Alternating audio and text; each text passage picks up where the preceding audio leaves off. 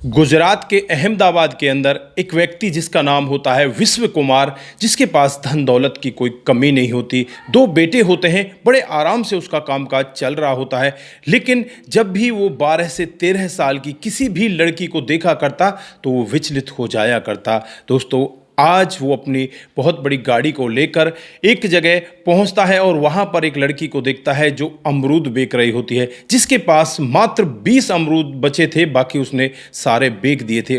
लड़की की भी उम्र यही करीब 13 साल होती है। जब उस लड़की से जाकर ये व्यक्ति पूछने लगते हैं कि बेटा तेरा नाम क्या है, तो वो अपना नाम पल्लवी बताती है और कहने लगती है कि मेरे पिता का नाम हनुमंत प्रसाद है। दोस्तों, अब ये बुजुर्ग व्यक्ति जो करोड़पति होता है वो कहने लगता है कि बेटा तुम इस तरह से अमरूद क्यों बेच रही हो, तुम्हारे पापा क्यों नहीं बेचते? तो वो कहने लगती है कि ये अमरूद का पेड़ मेरे घर में लगा हुआ है और मैं इन अमरूदों को बेचकर एक स्मार्टफोन लेना चाहती हूँ और मैं पढ़ना लिखना चाहती हूँ। दोस्तों, ऐसी बातों को सुनकर वो व्यक्ति एकदम से भावुक हो जाता है और कहने लगता है कि बेटा क्या रेट अमरूद दिए हैं? तो वो बताती है कि साहब 40 रुपए किलो अमरूद हैं। तो वो व्यक्ति कहने लगता है कि बेटा मैं तुम्हारे सारे अमरूद बेचना चाहता, सारे अमरूद खरीदना चाहता हूं, तो तुम इनको कितने पैसों में दोगी? तो वो अपना पैसा बता देती है। लेकिन यहाँ पर वो व्यक्ति उसे लगभग 70,000 रुपये देता है और कहने लगता है कि ये लो और इससे तुम अपना स्मार्टफोन खरीद लेना और अपनी पढ़ाई आगे जारी रखना। दोस्तों, लड़की बड़ी खुश होती है और खुश होकर अपने पिता के पास पहुंचती है और उससे कहने लगती है कि पिताजी ये देखो आज मुझे इतने पैसे मिले हैं। दोस्तों, पिताजी भी एकदम से हक्का भक्का रह जाते हैं, क्योंकि आज वो तीसरे दिन अमरूद बेच रही थी। 2 दिन जो बीत चुके थे उनमें किसी दिन तो 200, किसी दिन 250 ऐसे रुपए वो कमा कर लाई थी, लेकिन आज 70,000 रुपये उसके हाथ में होते हैं।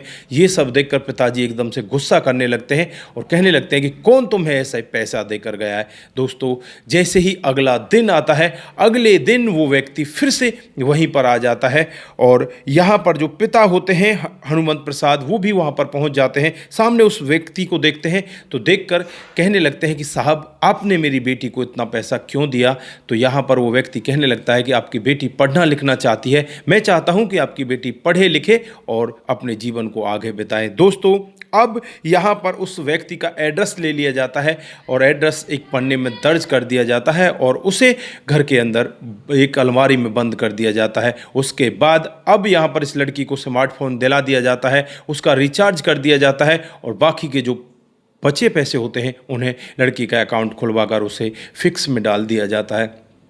इसी तरह से अब ये लड़की धीरे धीरे करके बड़ी होने लगती है। जब इस लड़की की उम्र 20 साल होती है तो ये अपनी ग्रेजुएशन की पढ़ाई पूरी कर लेती है। ग्रेजुएशन की पढ़ाई पूरी होने के बाद अब यहाँ पर इस लड़की की शादी के लिए जो घर वाले हैं वो देखने लगते हैं कि इसके लिए कोई लड़का देखा जाए, और ये लड़की 1-2 क्लास बीच में छोड़ भी देती है, बहुत ही इंटेलिजेंट होती है। और अब इस लड़की के लिए पड़ोस में ही रहने वाले राकेश को देख लिया जाता है, जो देखने में बेहद ही खूबसूरत होता है, और अब राकेश के साथ इसकी शादी करा दी जाती है। दोस्तों, शादी जब होती है तो शादी होने के बाद जब पहली रात को राकेश इससे मिलने के लिए आता है तो ये उस अपने पति के सामने एक शर्त रखती है कि मैं आपको अपने आप से तब टच होने दूंगी जब आप मेरी एक बात मान जाओगे। दोस्तों, यहाँ पर पति कहने लगता है कि बताइए तो सही आपकी क्या ख्वाहिश है, आप क्या चाहती हो?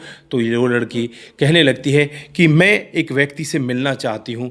तो यहाँ पर वो कहते हैं कौन से व्यक्ति से? तो वो पूरी कहानी अपनी डिटेल से बताती है किस तरह से जिसने मेरी मदद की थी और जिसके कारण आज मैं यहाँ पर पढ़ लिख कर आई हूँ। दोस्तों, ये लड़का भी बहुत ही अच्छा होता है, अपने ससुर के पास फ़ोन करता है और उससे कहने लगता है कि आपने कोई एड्रेस लिख रखा है? तो वो कहता है कि मैं तो बेटा पढ़ा लिखा नहीं हूँ, लेकिन पड़ोस में हमारा जो भतीजा है वो पढ़ा लिखा है, उसको बुलाता हूँ, वो एड्रेस दे देगा। उसके बाद वो पड़ोस में जो भतीजा होता है उसे बुलाते हैं और उसके बाद इन्हें वो एड्रेस दे दिया जाता है। जैसे ही अगली सुबह होती है, अगली सुबह ये दोनों के दोनों पति पत्नी सीधे वहाँ पर पहुँच जाते हैं जहाँ पर विश्व जी का घर होता है, और वहाँ जाने के बाद पूछने लगते हैं कि कहाँ है विश्व जी? तो वो बताने लगते हैं कि विश्व जी तो आजकल फैक्ट्री में आते नहीं, वो फैक्ट्री का एड्रेस होता है, उनके बच्चे फैक्ट्री को चलाते हैं, वो तो घर पर ही रहते हैं। उसके बाद ये दोनों पति पत्नी उसके घर पर पहुँच जाते हैं। वहाँ जाकर जब ये लड़की उस बुजुर्ग व्यक्ति के सामने पहुँचती पूछती है तो बुजुर्ग व्यक्ति को तो कुछ याद ही नहीं था। अब यहाँ पर ये लड़की पल्लवी उस बुजुर्ग व्यक्ति से कहने लगती है कि बाबा क्या आपने मुझे पहचाना? तो ये बुजुर्ग व्यक्ति कहने लगता है कि नहीं नहीं बेटा, मैंने नहीं पहचाना। तो वो कहने लगती है कि बाबा वो अमरूद वाली लड़की याद है क्या? तो वो एकदम से बाबा की आंखें में आंसू आ जाते हैं। कहने लगता है कि हाँ हाँ बेटी, क्या तुम वही हो? तो वो कहती है कि हाँ बाबा, मैं वही हूँ। दोस्तों, अब ये लड़की जवान हो चुकी थी, 20 साल की हो चुकी थी। उस दिन 13 साल की थी और आज 20 साल की, यानी कि 7 साल उस समय को बीत गए थे। और आज यहाँ पर अब ये जो लड़की है वो उस बाबा से पूछने लगती है कि बाबा उस समय आपने मेरी मदद क्यों की थी? मैं समझ नहीं पाई, मेरे दिल और दिमाग में यही बातें चल रही हैं कि आपने उस समय मेरी मदद क्यों की थी, क्या बड़ी वजह रही होगी? तो ये बाबा फिर से अपनी आंखें भर लाता है। बेटी कहने लगती है कि बाबा अगर आप नहीं बताना चाहते तो मत बताइए, लेकिन आप आंखों को नम मत करिए। बाबा अगर आपकी आंखें भीगेंगी तो मुझे भी अच्छा नहीं लगेगा। दोस्तों, यहाँ पर वो बाबा अपनी आंखों को पहुँचते हुए कहने लगता है कि बेटी मेरी भी एक बेटी हुआ करती थी, उसकी उम्र भी 12 से 13 साल थी, लेकिन अचानक ही उसे एक ऐसी बीमारी लग जाती है जिसके लिए मैं बहुत पैसे खर्च कर देता हूँ, लेकिन वो बेटी बच ही नहीं पाती। वो बेटी इस दुनिया को छोड़कर चली जाती है और उस दिन के बाद से मुझे ऐसा लगता है कि कहीं ना कहीं मेरी बेटी है और तेरा चेहरा मेरी बेटी से बिल्कुल हूबहू मिलता है, और इसलिए मैंने तेरी मदद की थी कि तू पढ़ लिख कर कुछ बने और मुझे अपनी बेटी की याद आए तो मैं तुझे देखता रहूं। इसीलिए मैं यहाँ पर और भी एक बार आया था, चुपचाप तुझे देखकर चला गया था, लेकिन मैंने वहाँ पर किसी को नहीं बताया था। तो ये लड़की कहने लगती है कि बाबा ये तो तुमने गलत किया, अगर तुम आए थे तो तुम्हें बताना चाहिए था। अब यहाँ पर ये लड़की कहने लगती है कि बाबा अब आपको टेंशन लेने की ज़रूरत नहीं है, मेरे पति भी अच्छे हैं, वो भी मुझे मना नहीं करेंगे। जब भी आपका मन करे हमारे पास आ जाना, और जब भी हमारा मन आपसे मिलने का करेगा हम भी आपके पास आ जाएंगे।